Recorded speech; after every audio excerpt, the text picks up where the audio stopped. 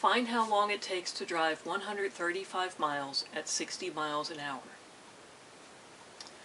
So the actual problem that is in the book is find how long it takes Tran Nguyen to drive 135 miles on I-10 if he merges onto I-10 at 10 a.m. and drives non-stop with his cruise control set out on 60 miles per hour. There's a lot of extra information in there. The idea that he's on I-10 does not matter. The idea that he started at 10 a.m. doesn't matter. It is kind of important that he drove non-stop though, but we're going to assume that in our problem. The things that really are important, he drove 135 miles at 60 miles per hour. So that's why this is all that I wrote down on the board. Now I need to find out how long was it.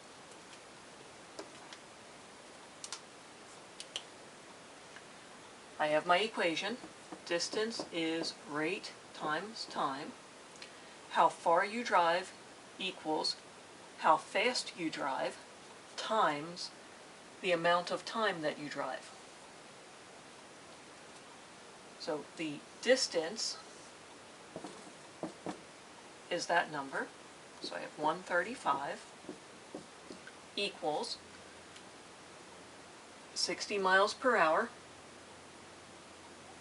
Because of the word per in there, I know that this is a rate.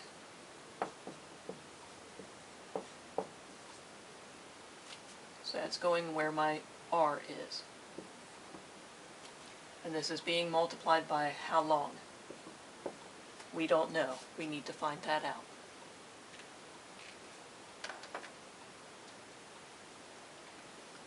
So I have my equation. I need to solve for the only letter that is there. It is being multiplied, so I'm going to divide by 60.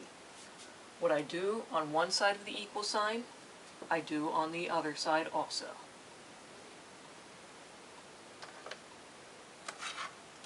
Grab my calculator. I know it's more than 2.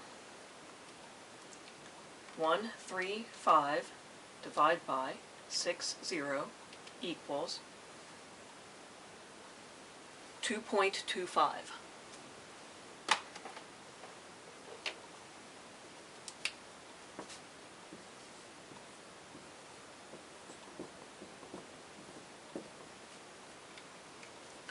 So now I have the number part of the answer. I still need to know what are my units. We were talking about miles here, and we're talking about miles per hour here. So I had the miles divided by the miles per hour. I'm asking how long, so how much time? T for time. The only time thing that I have here is hours. So my unit is going to be hours.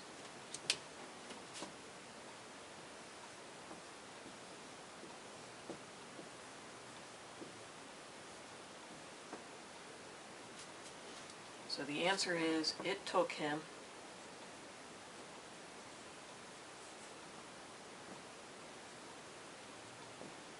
2.25 hours.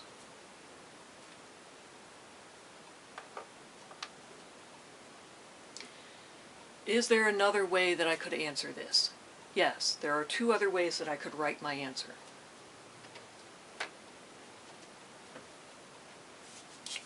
One of those ways is to turn this 0.25 into a fraction. So I could write this as 2, not point, 2 1/4 hours. So if you're asked to answer as a mixed number, that's your answer. If you are asked to answer as a decimal number, that's your answer. Another way I could do this, using my unit conversions, I can turn this into hours and minutes. Doing that, I would get 2 hours,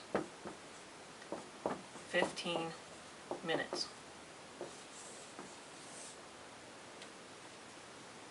So if you are asked to answer in hours and minutes, it's 2 hours, 15 minutes.